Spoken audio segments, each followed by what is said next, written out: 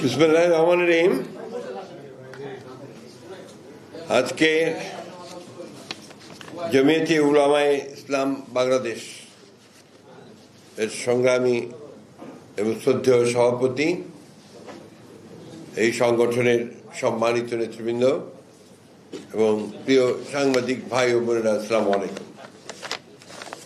আপনারা নিশ্চয়ই ইতিমধ্যে শুনেছেন যে জমিয়তে উলামায়ে ইসলাম বাংলাদেশ আগামী নির্বাচনে বাংলাদেশ জাতীয়তাবাদী দলের সঙ্গে একটা সমঝোতার ভিত্তিতে নির্বাচন করবেন। আমরা তাদেরকে এ বিষয়ে আমাদের দলের পক্ষ থেকে অভিনন্দন জানাচ্ছি, শুভেচ্ছা জানাচ্ছি। পরম করুণাময় আল্লাহ তাআলার কাছে এই দোয়া করছি যে তাদের এই উদ্যোগ যেন সফল হয়। প্রিয় বন্ধুগণ, বাংলাদেশ এখন একটা ট্রানজিশনাল পিরিয়ডে আছে, একটা ভয়াবহ ফ্যাসিস্ট শাসন, যে শাসন আমাদের সমস্ত মূল্যবোধগুলোকে ধ্বংস করে দিয়েছিল, আমাদের গণতান্ত্রিক প্রতিষ্ঠানগুলোকে ধ্বংস করে দিয়েছিল, আমাদের অর্থনীতিকে ধ্বংস করে দিয়েছিল।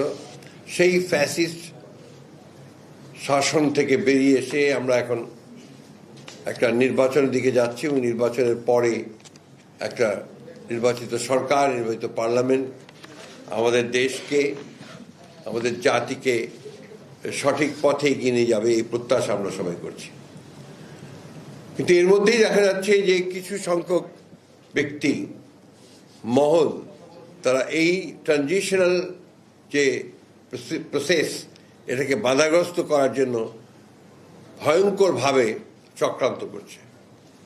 এবং আমি আজকে আবারও এই চক্রান্তের ফলে, চক্রান্তের মাধ্যমে নিহত, শহীদ হয়ে যাওয়া উসমান হাদি, তার আত্মার মাগফিরাত কামনা করছি এবং পরম করুণাময় আল্লাহ তাআলার কাছে এই দোয়া চাইছি যে আল্লাহ তাআলা তাকে যেন বেহেশতে সর্বশ্রেষ্ঠ স্থানে নিয়ে যান। ইতিমধ্যে আপনারা দেখেছেন যে এই ট্রানজিশনাল পিরিয়ডে সরকারের ব্যর্থতার কারণে আইন শৃঙ্খলা পরিস্থিতির যথেষ্ট অবনতি হয়েছে। আমাদের প্রত্যাশা ছিল যে প্রফেসর ইউনূসের যে সরকার, সেই সরকার অন্তত এই কয়েকটা মাস তারা তাদের যোগ্যতার পরিচয় দেবেন এবং এফিসিয়েন্সির সঙ্গে দেশকে পরিচালনা করবেন। আমি ধন্যবাদ জানাই যে তারা তাদের কথা রেখেছেন, যে আপনার 26 ফেব্রুয়ারি মাসের 12 তারিখে নির্বাচনের ঘোষণা দিয়েছেন এবং নির্বাচন কমিশন সেটাই করছেন। কিন্তু নির্বাচনের যে পরিবেশ তৈরি করা, এই পরিবেশ তৈরি করা যে তাদেরকে আরও সচেতন এবং ইতিবাচক ভূমিকা পালন করা দরকার, আরও কার্যকরী ভূমিকা পালন করা দরকার এবং এই বিষয়গুলোতে তাদের ফোকাস আরও বেশি দেবেন এবং তারা আরও ভালোভাবে নির্বাচন যেন আপনার অত্যন্ত সুষ্ঠু পরিবেশে অনুষ্ঠিত হয়, সেই বিষয়গুলো দিতে লক্ষ্য রাখবেন, এটা আমরা আশা করি।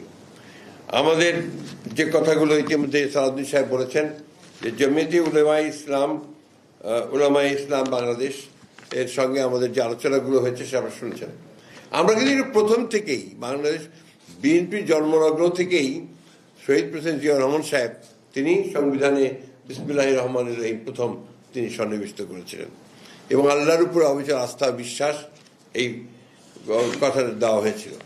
কিন্তু হাসিনার এই সরকার আপনার সেটাকে বাতিল করে দিয়ে নতুনভাবে 15th অ্যামেন্ডমেন্ট না 15th অ্যামেন্ডমেন্ট দিয়ে সবগুলোকে পরিবর্তন করে দিয়েছিল, যেটা আবার এখন পরিবর্তিত হয়েছে এবং আমাদের সেগুলোকে আবার সামনে এসছে। আমরা ইতিমধ্যেই কমিটেড যে আমরা যে 15th অ্যামেন্ডমেন্টে আমাদের যে কনস্টিটিউশনের যে বিধানগুলো ছিল সেগুলোকে আমরা অবশ্যই আমরা আমাদের সামনের দিনে আমরা সেগুলোকে অগণতান্ত্রিক বিধানগুলোকে বাদ দিয়ে গণতান্ত্রিক বিধানগুলোকে আমরা সামনের দিকে নিয়ে আসব। আমি বক্তব্য দীর্ঘ করব না, আমি এখন আপনাদের সামনে একটু ঘোষণা করব যে কোন কোন আসনগুলোতে আমরা তাদের সঙ্গে সমঝোতা করছি। একটি হচ্ছে নীলফামারী 1 ডোমার ডিমলা, এখানে নির্বাচন করবেন মৌলানা মোহাম্মদ মঞ্জুরুল ইসলাম আফেন্দি। নারায়ণগঞ্জ 4 ফতুল্লা মুফতি মনির হোসেন কাসেমি। সিলেট 5 জকিগঞ্জ কানাইঘাট মৌলানা মোহাম্মদ উবাইদুল্লাহ ফারুক। ব্রাহ্মণবাড়িয়া 2 সরাইল আশুগঞ্জ মাওলানা জুনায়েদ আল হাবিব, এই আসনগুলোতে আমাদের কোনো প্রার্থী থাকবে না। এবং ইতিমধ্যে আমাদের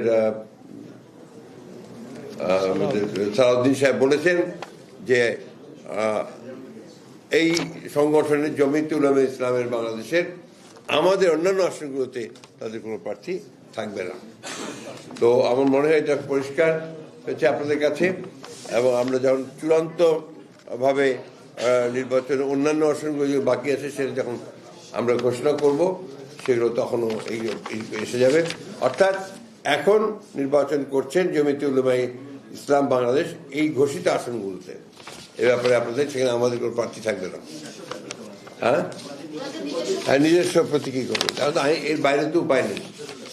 এখন ওদের সংগঠনকে নিজস্ব প্রতীকী করতে হবে।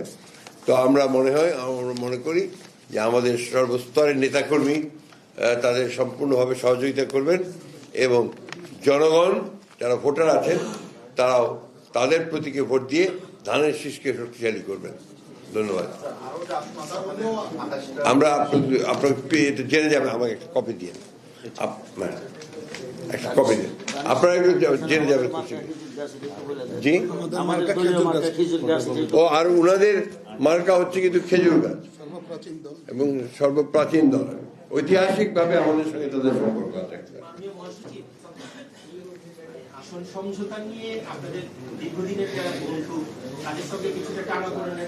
সব শেষ হয়ে গেছে, ভালোবাসা আরো গভীর হয়েছে। আপনার যথাসময় যখন ঘোষণা করা হবে আপনারা জানতে পারবেন।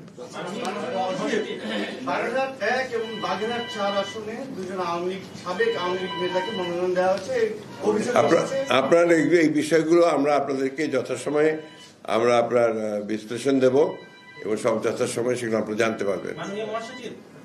আপনি আইন শৃঙ্খলা পরিস্থিতির কথা বলছেন, আমরা যতটুকু জানতে পেরেছি যে আইন শৃঙ্খলার ব্যর্থতার কারণে স্বরাষ্ট্র উপদেষ্টাকে সরিয়ে দেওয়া হচ্ছে, এই বিষয়টি কিভাবে? আমি জানি না, এই ধরনের কোনো ইনফরমেশন আমার কাছে নেই।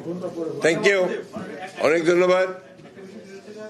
যেসব আসনে জমিয়তে উলামা ইসলামকে দেওয়া হচ্ছে সেখানে বিএনপি প্রার্থী দেবে না, যারা বিএনপি করে এরকম স্বতন্ত্র দাঁড়ালে সেই ক্ষেত্রে আসলে তাদের বিরুদ্ধে দল ব্যবস্থা গ্রহণ করবে। পার্টির সিদ্ধান্ত অপরিবর্তনীয়। মাননীয় মহাসচিব, একদিন পরেই আপনাদের বহুল কাঙ্ক্ষিত দিনটি আসছে, চেয়ারম্যান সাহেব ফিরছেন আর কি, আপনাদের প্রস্তুতিটা কোন পর্যায়ে আছে, এবং দেশব্যাপী জনগণের মধ্যে আপনারা কি ধরনের? এখানে আর সালাউদ্দিন সাহেব আছেন তো, কনভেনার, উনি বলবেন। খুব শিগগির আপনাদের সাথে আমরা এই বিষয়ে বিস্তারিত কথা বলবো। ইনফরমেশন সব প্রস্তুতিটা শেষ পর্যায়ে। কেমন সাড়া পাচ্ছেন?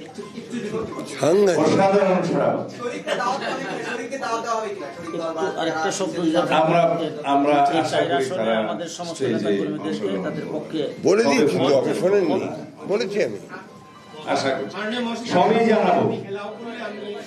আজকে বিকেল অথবা কাল সকালের মধ্যে প্রেসের সাথে আমরা ডিটেইল কথা বলবো বিষয়ে, অভ্যর্থনার বিষয়ে। ধন্যবাদ। Thank you.